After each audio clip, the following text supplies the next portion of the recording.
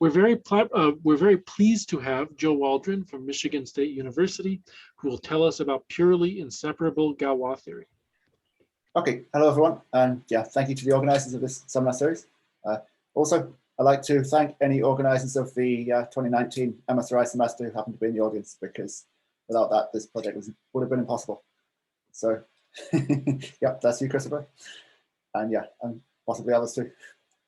So, yeah, I'm talking about joint work with Lukas Brantner, who is at the University of Oxford and was part of the derived algebraic geometry program.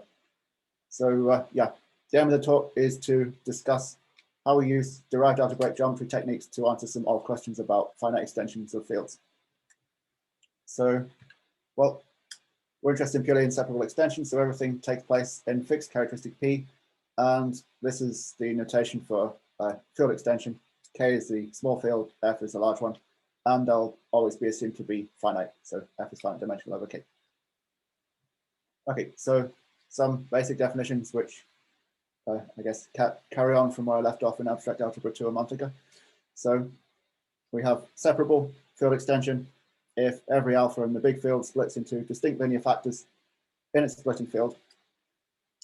And the field extension is purely inseparable if every element of F has a minimal polynomial which looks like this, x to the p to the n minus a for some a and k.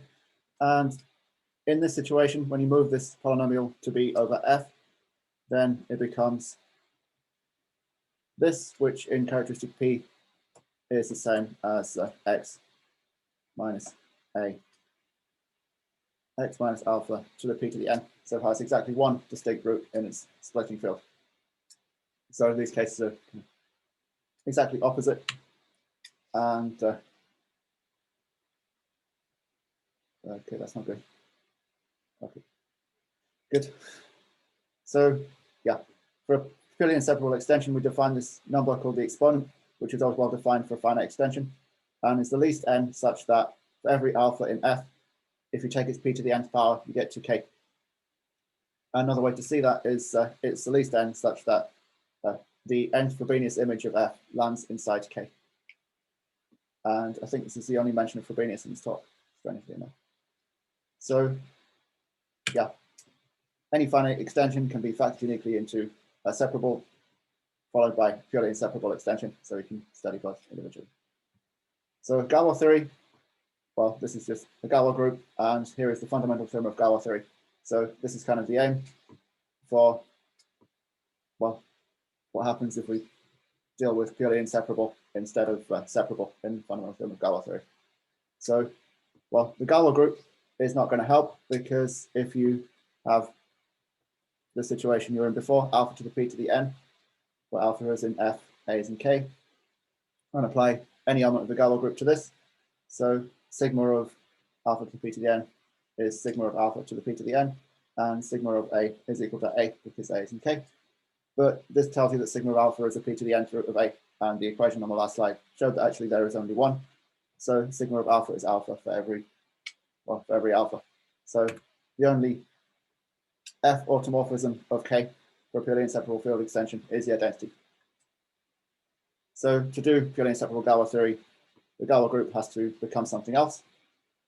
And the first way to do this, due to Jacobson in the 40s, was to replace the Galois group with the F derivations, the K derivations of F. So this is the usual thing. K-linear map satisfying Leibniz rule, and we denote it by der KF. So there's some structure to this module, replacing the group structure, which is, well, firstly, you have an F vector space structure, an F module structure, and, well, then you have a Lie bracket, which is a K-linear Lie bracket. So far, this is totally familiar from characteristic 0 or anywhere else. This always has these two things. But in positive characteristic, you also get a p-power map. So this means that given a derivation delta, it's a function from F to F, which you can compose p times.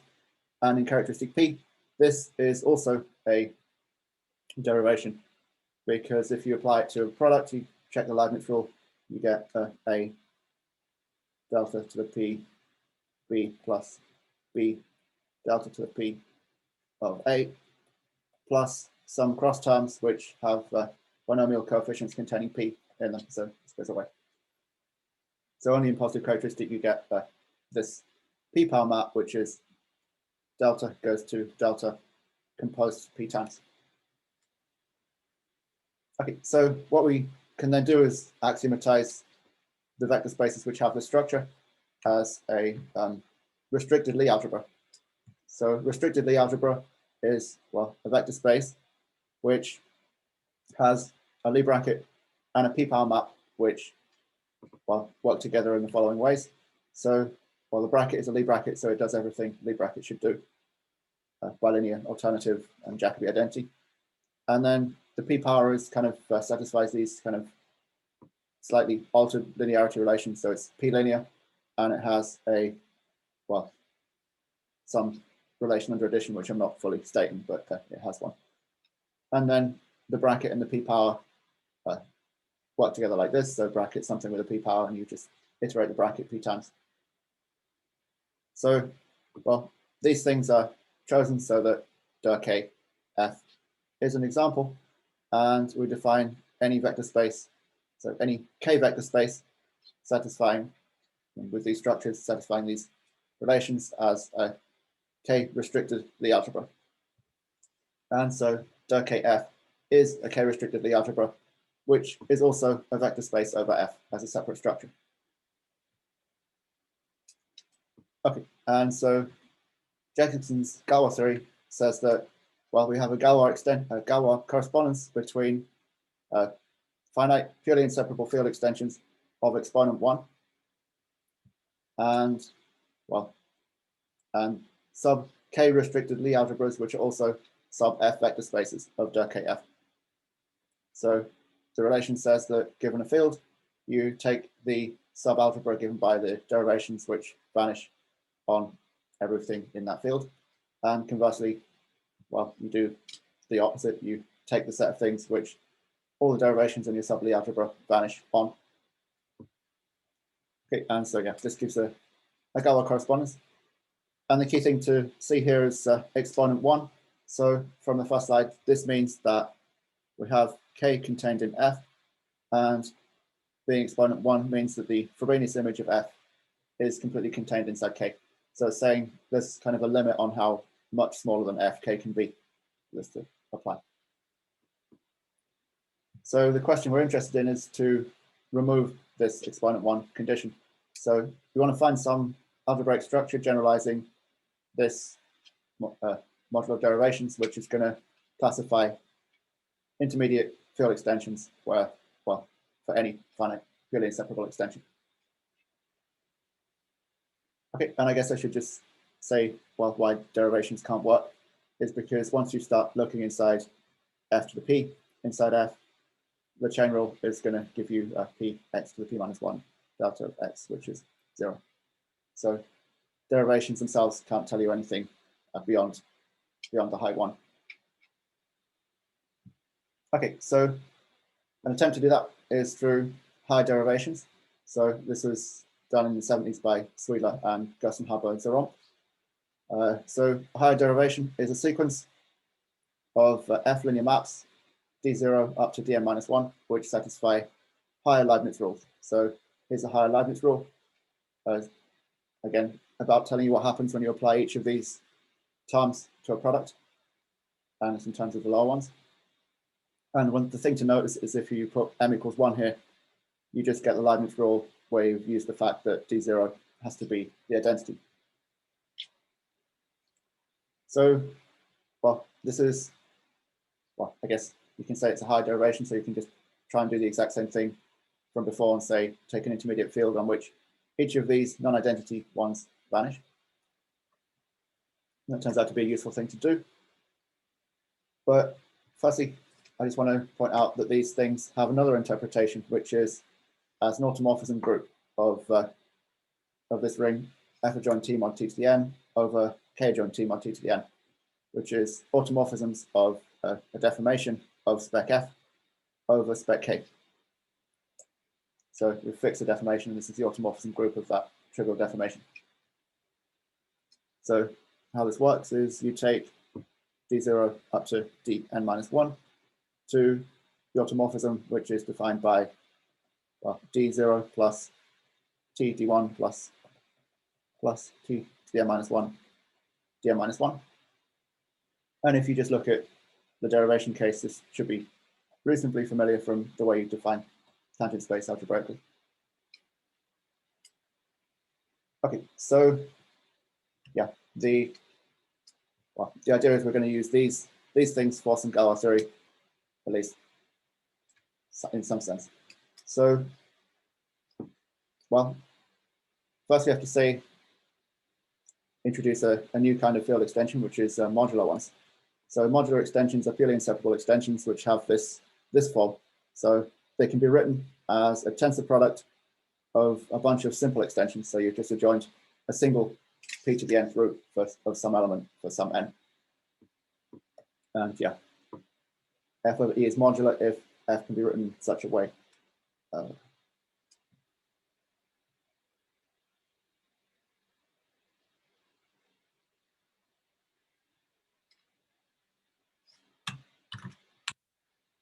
In terms of e, sorry.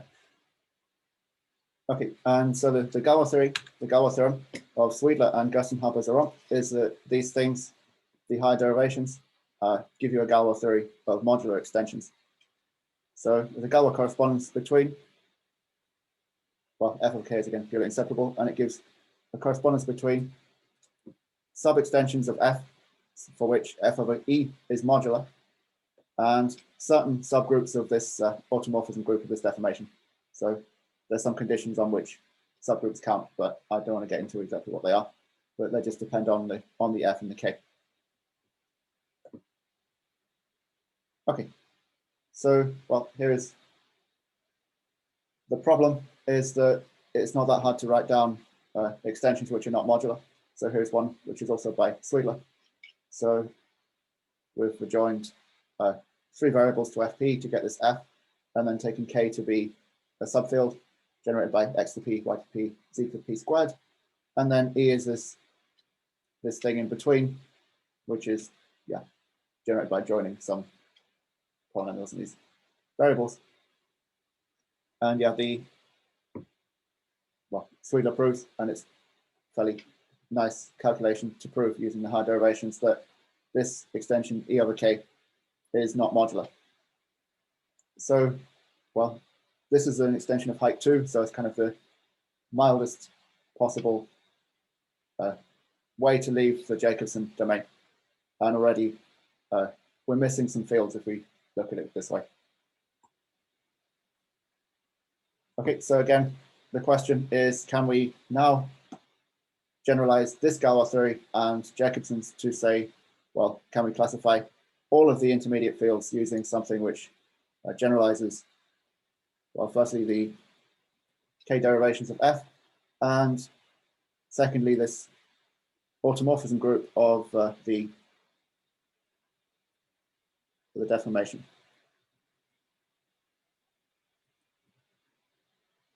Okay, so I guess it's a good place to start for questions so far. So this is kind of the history section.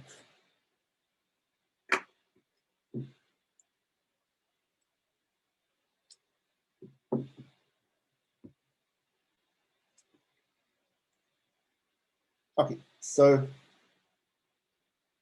well, we want something. I have a question. Maybe it's a bit too late.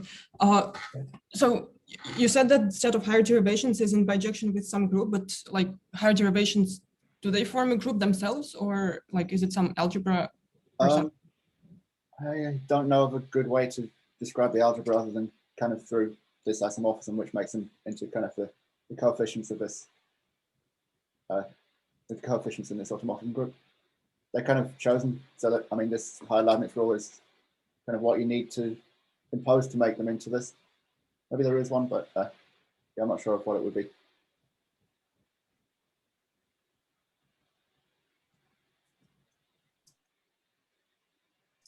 Okay, thank you.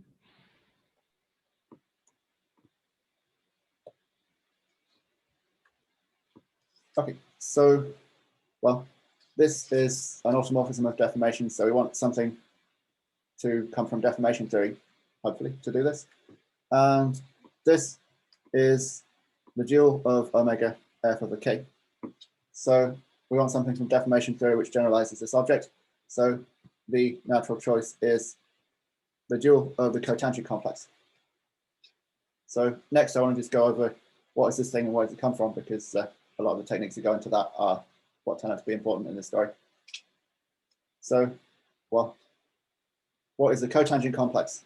So we have a ring homomorphism. In this case, it's, well, you should think of this as the inclusion of fields k into f, but for this you don't have to. So the cotangent complex is the left-derived functor of the Kähler differential functor from commutative rings over A to A modules applied to this ring of interest B. So it's a left-derived functor of something we all are familiar with already. And first, let's say some things that we want it to do. So a left-derived functor, I guess, should have, well, should just be the thing we wanted in degree 0, so has omega in degree 0. Secondly, if we have two ring homomorphisms, you have the cotangent complex, C tends to omega B over A to omega C over A to omega C over A, omega C over B. And this is right exact. And so being a left-derived functor of this should say we extend this off this way, and that's what the cotangent complex is doing. And that is what the cotangent complex is doing. So there's an exact triangle of cotangent complexes which extends the cotangent sequence. Okay, and the relation to deformation theory, well, this thing kind of classifies deformations of spec B over spec A. And yeah, the x0 is doing exactly what we want. It's classifying automorphisms of a trivial square zero deformation. So it's like the n equals 2 case of the thing that was up before with high derivations. And yeah, the tangent space in this case. And x1 actually classifies the actual deformations of spec B over spec A. Okay, so this is, yeah, classical deformation theory, I guess you find in Hartshorne's book. The deformation theory book, that is. So, okay, here's the properties. But, well, if you look at what I've said this is, it's a left-derived functor of a Kähler differential functor from commutative rings to A modules. So that doesn't make sense in the usual way because this is not abelian. So we don't have projected resolutions of algebras over rings. So we have to do something else to make sense of left-derived functor. And this is where derived algebraic geometry comes in. So, well, what we do is replace projective resolutions with simplicial resolutions. And to do that, we need simplicial commutative rings. So simplicial commutative ring is a simplicial object in commutative rings.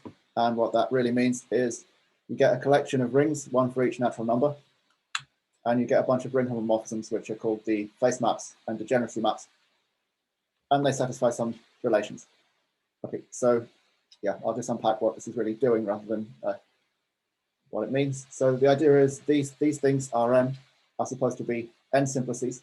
So Rn is a set of n simplices. So the elements of Rn is the n simplices, and your kind of simplicial commutative ring is kind of a ring structure which is kind of also got a topological structure where you attach these simplices to one another.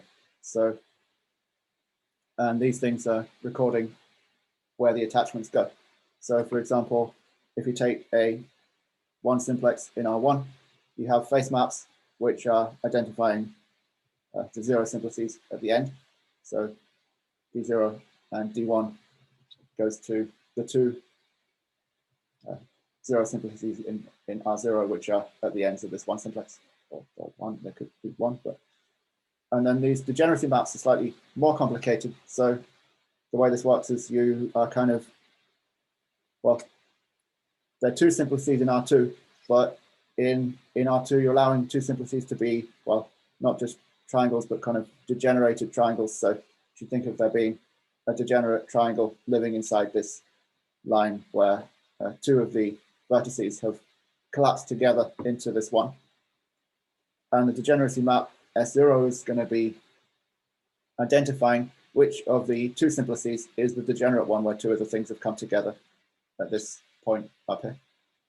And then similarly, we have S1 where like the other option, the other way you can degenerate things to hide a triangle in this line. Okay, and the simplicial identities are all kind of natural geometric things about the coherence of the structure. So you start with a triangle and go to here and then go to the edge and then go to the vertex. It should match the way you do the next thing around. Okay, and so yeah, you should think of this as a kind of a ring with some topological structure. And well, from that information, you can build an actual topological space, which is called the realization of the simplicial commutative ring, just by taking genuine n simplices and sticking them all together according to the combinatorial information right here. And this is called the realization of a simplicial commutative ring. And it allows us to, well, define homotopy groups of this object. So homotopy group of a simplicial commutative ring is defined as a homotopy group of the actual topological space which you build out of it. Okay, and one thing I should also mention, I forgot to mention, is kind of how you see a ring of the an ordinary ring is one of these things. So, well, say you have a ring R and you don't want it to be topological, you just want an ordinary ring, then it's just a bunch of points, a bunch of zero simplices. So it's a discrete topological space on that ring. So R0 is just a ring. And then I mentioned that this condition is saying, well, we have actually higher simplices hiding in all of the smaller ones, and is saying, well, each of these zero simplices also contains a degenerate one simplex. So for each element of the ring, we have to have a one simplex which is hiding inside its corresponding point, and so on. So for each n, there's a degenerate n simplex inside each element of R. So yeah, if you have a normal ring R, and you kind of, the discrete simplicial commutative ring is made by setting Rn to be R for each n, and then the face and degeneracy maps are just the identity from R to R. Okay, and yeah, if you take the homotopy groups of that, you just get R in pi 0, and you get nothing in pi I because there's no actual interesting topology. And in general, if you take a simplicial commutative ring or simplicial anything and take the pi 0, you'll get one of the anything that you started with. So the pi 0 of any of these objects is going to be an ordinary ring. Okay, so yeah, I guess this is the key player in derived algebraic geometry.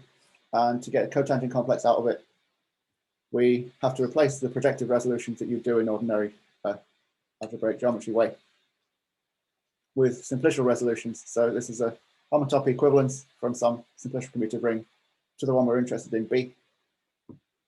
So homotopy equivalence makes sense. Just look at the topological spaces of these things, like the realizations.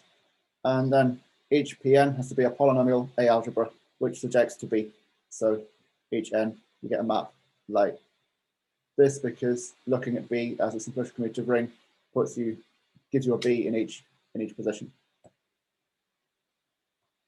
Okay, and then you can do more or less what you would want to do. So given a simplicial commutative ring, you want to derive the functor omega.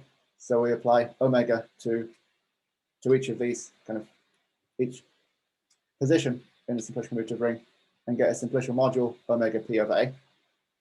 And then we tensor that up to B to get a simplicial B module. So simplicial B module is exactly like simplicial ring, only it's the B module in place of ring. So just do everything I said, but with modules. And the key thing here is, well, this is like that topological object. We want a chain complex. So we use the Dole-Kahn correspondence, which says, well, for an ordinary, well, abelian category, in this case, B modules, the simplicial B modules are actually equivalent to chain complexes of B modules.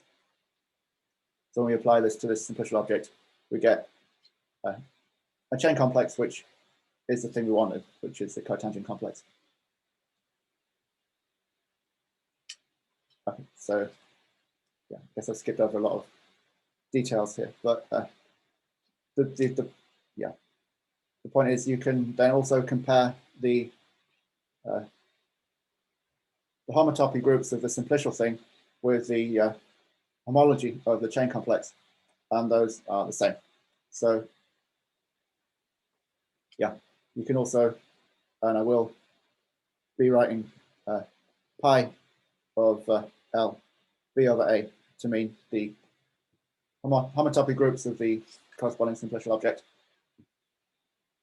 But if you prefer, you can see it's exactly the same as the regular homology groups of the chain complex.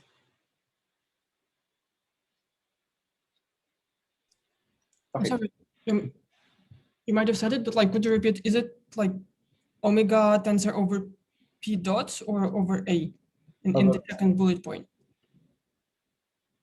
Over p dot. So this is a p dot module. So you, yeah.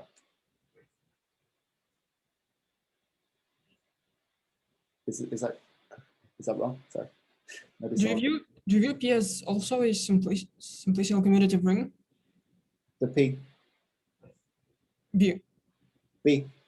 Right, so B is a simplicial commutative ring by seeing it as the constant one. So like this.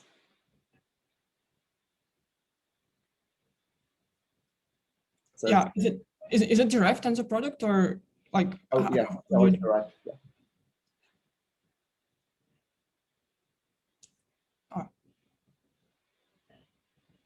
Sorry, I guess a lot of the time I'm going to everything I say will be derived. Okay. I guess to quote Bargov, if it means something different, you always want the derived version. I'll quote him badly. But.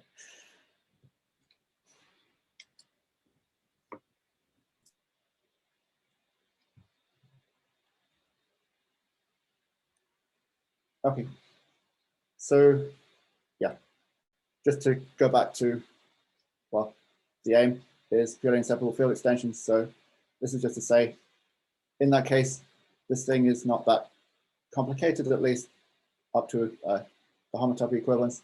You can compute that it's equivalent to this two-term complex in terms of I square and the usual Keller differentials.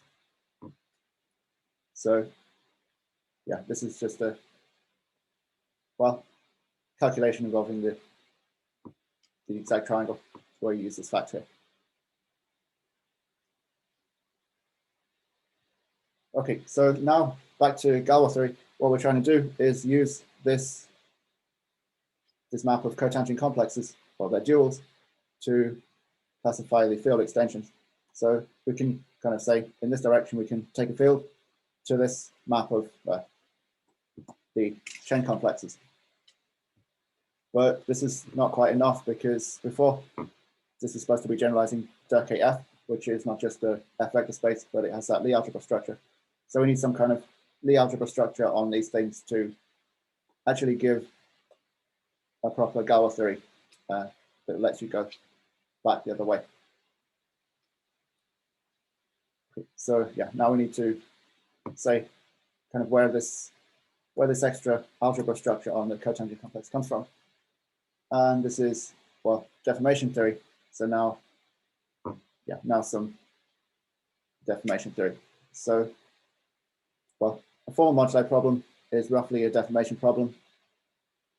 So this is a functor from Martinian rings to sets, where you take a ring to the deformations of something over the ring. So it's pretty broad what you can put here, just whatever you're interested in deforming. And some examples are, well, this is like a functor of points in the completion of a pointed scheme, which is kind of giving you deformations of the point inside the scheme. Or you can take deformations of a scheme over the field. And either way, this gives you a formal moduli problem. And well, in general, it's a slogan, or it was a slogan, and it's now a theorem, that formal moduli problems in characteristic 0 correspond to differential graded Lie algebras.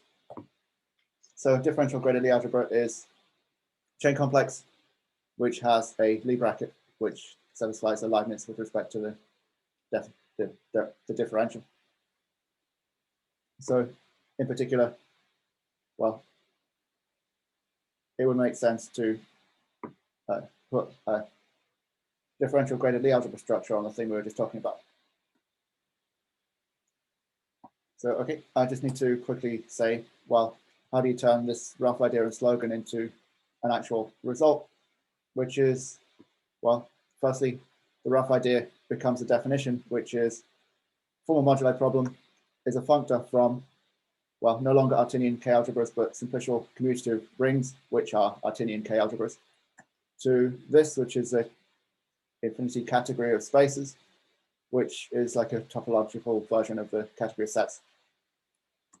So, well, yeah, I just kind of touched on infinity category. So that will continue to come up. So infinity category just means, well, we've given this thing some topological structure. So there are morphisms between SCRs and homotopies between morphisms and homotopies between homotopies.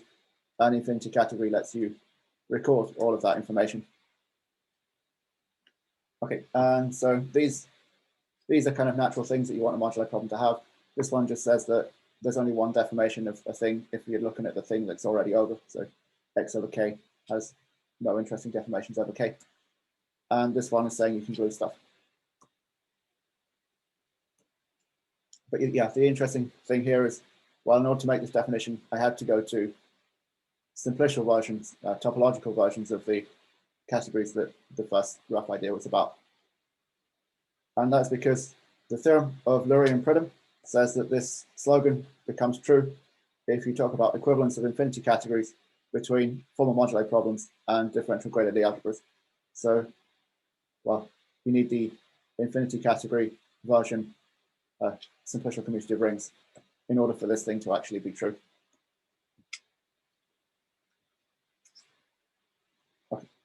And yeah, I guess I should say equivalence of infinity categories means slightly something weaker than you would think of if it were just about morphisms and like equivalence, homotopy equivalence. Okay, so example, we have a smooth proper variety over C and take deformations over C corresponds to a differential graded Lie algebra on the Galois complex. And this is again classical deformation theory over C. And this is, yeah, this is a vast generalization of that. Okay, but what we're interested in is not over C, it's in positive characteristic. So an impositive characteristic, this differential graded Lie algebra is not the right thing to consider, which I guess shouldn't be a surprise because we've already seen that derKX is not just a Lie algebra, it's a restricted Lie algebra. You had the p-power map. So in order to make sense of this theorem in positive characteristic, you have to, well, get some kind of p-power version of this.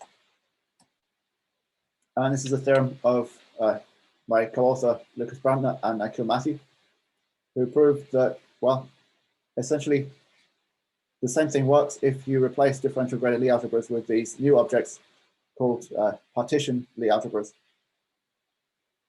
So partition Lie algebras roughly are equivalently either a differential graded Lie algebra which has divided powers, so divided powers meaning, well, the p-power map, or they're a derived version of the restricted Lie algebras. So they're essentially, well, the same sentence but reordered slightly.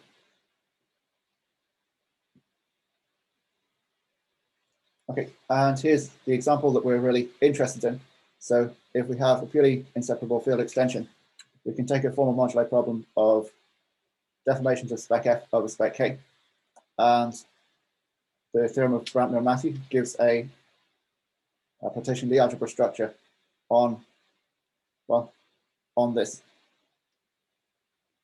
shifted dual of the cotangent complex. So yeah, this shift is just annoying, but yeah, it's where it needs to be, unfortunately. So yeah, and we call this the Galois partition Lie algebra.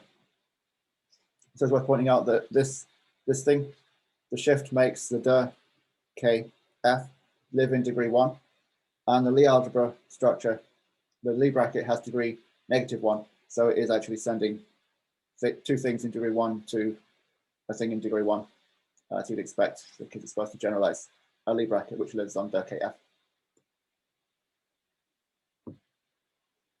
Okay. So I guess I've not really said very much about what these Lie objects, Lie gadgets are. It's just an infinity category of partition Lie algebra so far. So yeah, I will come back to say more about what these things actually are in a bit. But first, I just want to give the actual Galois theorem. So we define f over k partition Lie algebroids to be, well, a certain infinity category which has objects of the form, a map into the thing we were just talking about. So this is the dualized shifted cotangent complex with its partition Lie algebra structure, and this f over k partition Lie algebroid is a kind of a map of partition Lie algebras into this thing. So the Galois theorem, well, is supposed to send a field to the, sorry,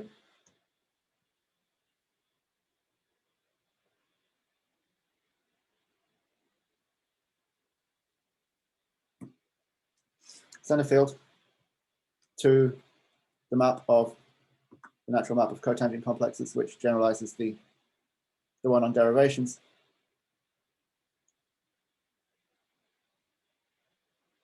Like so. And yeah, well, this is telling you what to do with the field, but then kind of there are a lot of partition Lie algebroids which aren't like this. So we need to identify the ones which actually come from fields in order to say this is actually a Galois equivalence. And so the following three conditions of things doing that, the saying, given a Lie algebroid, if it satisfies these conditions, it comes from a field. So firstly, the pi1 has to be injective. So this is the E, E, F, and injects into der KF. So this is exactly Jacobson's part of this thing. So we already knew this. There was this injection here, and this is one of the conditions. Secondly, the homotopy groups have to vanish away from 0 and 1. So earlier, there's a slide which showed that, well, computed these things, or at least computed the L f over k dual, or L f over k, is equivalent to this two-term complex. And then when you do the dualization and the shift, these are the terms which are allowed to be non-zero. And thirdly, we have this balance condition which says that the dimensions of pi0 and pi1 have to agree. Okay, and yeah. Yeah, so this is the main result.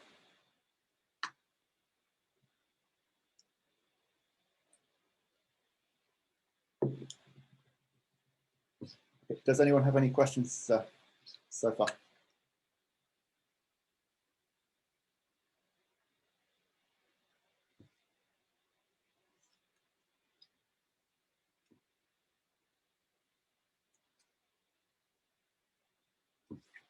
Okay, so I guess the biggest question on anyone's mind is going to be, well, what are these things? What are partition Lie algebras, partition Lie algebroids? So what is really living on this side of the correspondence? So to do that, I want to first ask what is a Lie algebra from the point of view that would generalize. So, well, here's what everyone knows a Lie algebra is: a bilinear map from a vector space, v squared to v, the bracket which satisfies the two relations. Okay, and I've chosen this version of this condition which only works if the characteristic is not 2, but please forgive that. So, well, the idea is we want to restate these conditions, but without actually mentioning x, y, and z in them. And this will give us the notion of operad. So, well, to do that, we take the vector space of operations which we want to exist inside a Lie algebra. And yeah, v gen take the vector space generated by all the operations with n inputs and denote that by Lie n. So the natural Sn action is you just permute the inputs. So the easiest way to see is, well, just look at the low examples to see what this is really doing. So the binary operations on Lie algebra is just a bracket, really. So you have this tree, meaning you take the Lie bracket and you put the first thing here and the second thing here. You could also have done this, put the second thing first and the first thing second. And if you did that, the anti-commutativity would have said you just get the negative of the thing which you do in a natural order. So then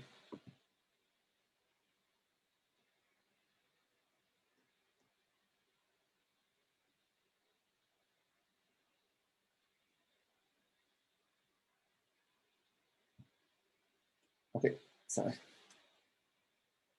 So the triple, the three array operations with three inputs as a vector space are generated by two of them, which is the one which says 1, 2, 3, and the one which is 1, 3, 2.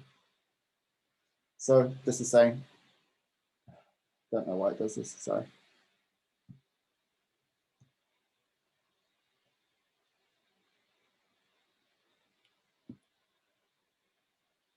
Okay, so for example, this last one is saying you put your first thing here, you put your third thing there. These are higher on the tree, so you do a bracket around them. Then you do the result of doing that with the second thing. Okay, and then, well, this is saying if we take anything else, any other way we could bracket together three things, we're getting something that's a linear combination of these. So for example, if you take 3, 2, 1, then by the Jacobi, this is the same as 2, 1, 3, negative 2, 1, 3, minus 1, 3, 2. And this here is this one. I'll call this B. And this one is, well, if you switch the 1 and the 2, which you can using this is, so the two negatives cancel and you get A minus B, where A is this one. Okay, so then you can see the natural symmetric action is you just switch you act on the orders in which you input things to these trees. Okay, so then this is kind of recording all of the operations you want a Lie algebra to have. And a Lie algebra itself is a vector space together with a way to actually evaluate all of the stuff on it. So, well, these things together give you an operad, and the operad structure is really saying how to compose them. So if you have, say, two things which allow you two inputs, and then you put them into something else which allows you two inputs, you get something which allows you four inputs, and that has to live in Lie 4. So this is saying, well, how you identify that. But yeah, I'm not going to give the actual full details of that. But the idea of a Lie algebra is supposed to be a way on which to evaluate all of this stuff in a way that's kind of compatible with this composition, which I didn't fully describe, and the symmetric action. So an evaluation map, so this is a vector space, and the evaluation map is just you take a linear map from this tensor product. But okay, this symmetric action I should mention some more about. So, well, this is saying if you evaluate a thing which had its input shifted, tensor, say V1, V2, then evaluated the thing which had its inputs switched. With the input switched, you should get the same thing. So not anything particularly shocking here. But in order to do that, that's a condition of what this linear map has to do. And essentially it means it has to factor through the quotient of this vector space by the Sn action, which it gets by, well, the one we already had on this and the permuting the stuff in the tensors. So we actually get a linear map from this quotient vector space to V, which satisfies this composition relation, which I haven't specified in full. Okay, and so, well, this gives us a monad. So monad is an endofunctor from vector space to vector spaces. And in this particular case, it's given by you take the vector space and take the direct sum of all of these Lees tensored by the tensor powers of V, and then quotient by the symmetric action in each case. So to have a Lie algebra, you are supposed to have a map from all of these things individually to V, which respects all of the structure. So that is kind of, well, we're kind of translating that slightly. So, well, here's some rules which a monad has to satisfy. So the definition of monad says it's an endofunctor which satisfies these two rules on, sorry. It's an endofunctor of something which has a unit natural transformation and some kind of composition natural transformation. And they have to satisfy these things, which are associativity. It doesn't matter which order you do these things in, or unitality, which says the unit does what a unit should do. Okay, I guess I'm not going much into that, but then the more important thing is algebra over a monad, which is the kind of evaluation of all of these operations on a vector space. So a vector space is an algebra over a monad if you have a linear map from the monad evaluated of V, so the monad is called T here, a linear map from T of V to V. So that was exactly what we have for a Lie algebra over this thing. You get a map you get an evaluation map into V. So yeah, this is, well, these are just the things which you're kind of forced to satisfy if you want the multiplication to make sense. So this one is saying, well, it doesn't matter whether you do composition in the monad or composition of two evaluation maps, you get the same thing. And it's the same unit should do what the unit should do, where the unit is, well, takes an element of the algebra and sends it to itself, the identity in the Lie algebra. Okay, and so, well, now we get that a Lie algebra is an algebra over the monad induced by the operad Lie. So a monad is induced by an operad if, well, there's an operad that lives here, which, well, means the monad looks like this. So direct sum of the quotients by symmetric action of these things. Okay, and so, well, we can do similar things with other monads which don't come about in that way. So here's an example. If we take Sn invariance instead of co-invariance, so take the Sn fixed points of these vector spaces instead of the quotient by the action, you get, well, in characteristic 0, you get essentially the same thing because there's the isomorphism between invariance and co-invariance, which involves dividing by the order of the symmetric group. So in positive characteristic, you can't do that and you get something genuinely different. And so in positive characteristic, you can do this and you get a monad, which I call Lie PD for divided powers. And yeah, the theorem of Friis is that algebras over this PD Lie monad are exactly restricted Lie algebras in the sense that we saw before. So the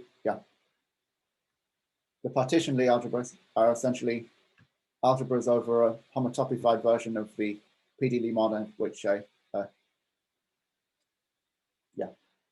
this. Okay, and so here's a formula which looks roughly like the one before. And it's actually a theorem of Brantner, Campos, Newton that the original version of partition Lie algebra agrees with this one. And yeah, here's actually just the regular Lie operad, only allowed to act on chain complexes. And yeah, the only difference here is that we're taking homotopy invariance instead of invariance. But yeah, don't worry too much about this, but I guess you should maybe get roughly the idea of what it's doing. And this is taken from the paper, and it says, well, you can actually enumerate what the operations in which you're evaluating are. And this line here is kind of doing that, listing all of the operations which live in this Lie monad. Okay, so back to Galois theory. So here is the same slide as before, but now I can fill in a little bit more. So if f of k is finite purely inseparable field extension, we define a monad, Lie algebroid monad, whose algebras are these things which we want to call f of a k partition Lie algebroids. And then, yeah, this is the main theorem which we're attempting to get to. Okay, so I guess I'm getting kind of low on time. And here's an outline of the proof for what we have to do to get to this thing. So, well, we're aiming to firstly define a monad, which gives partition Lie algebroids. So that's the first thing we need to do. Then we need to actually get this equivalence. So first step is to prove an equivalence between algebras over the monad and certain simplicial commutative rings which lie between K and F. So here, the simplicial commutative ring is really crucial on this first step. So use the derived algebraic geometry methods to get this kind of equivalence. And then lastly, we need to bring fields back in. So that is to prove that actually the simplicial commutative rings, which are fields, are exactly the ones which give you the Lie algebroids satisfying 1, 2, and 3 down here. So given a Lie algebroid which satisfies these, it must have come from a field. Okay. I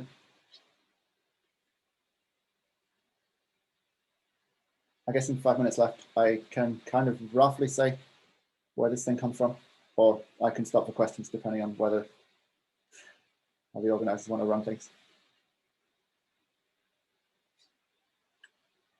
Carl, you're muted. I think it's up to you.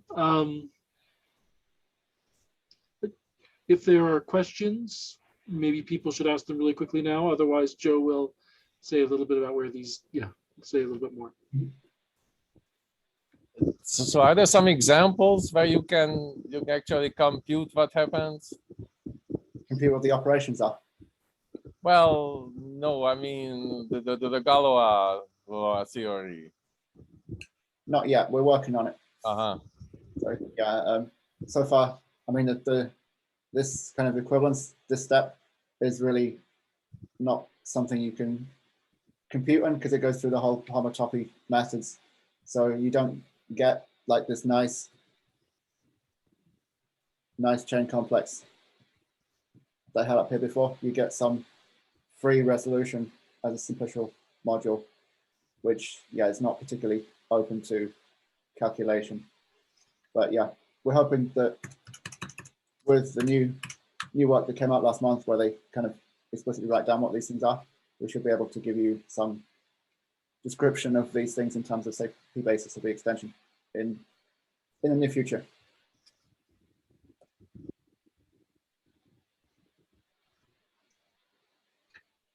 Any other questions?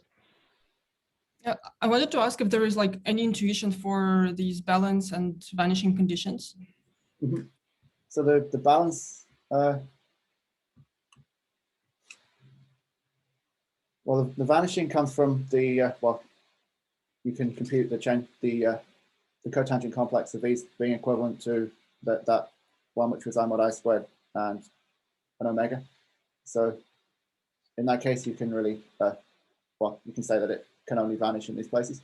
Balance is less well motivated, but it's also a classical result. So it's called the Cartier inequality. It's an inequality when the field is transcendental, but in this case, it's equality. And it's saying that, yeah, these two things match. So this was, this one is omega dual, and this one was called the capital epsilon, the module of imperfection.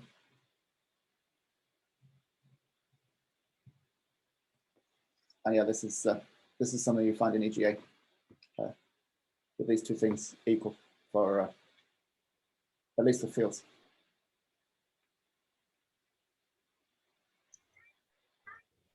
Any other questions? Joe, did you want to say anything more for a couple more minutes, or it's up to you?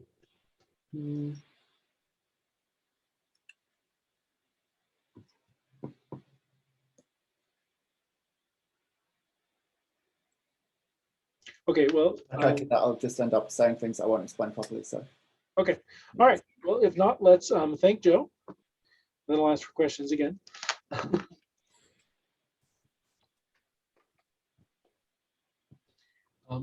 Any last questions? I mean,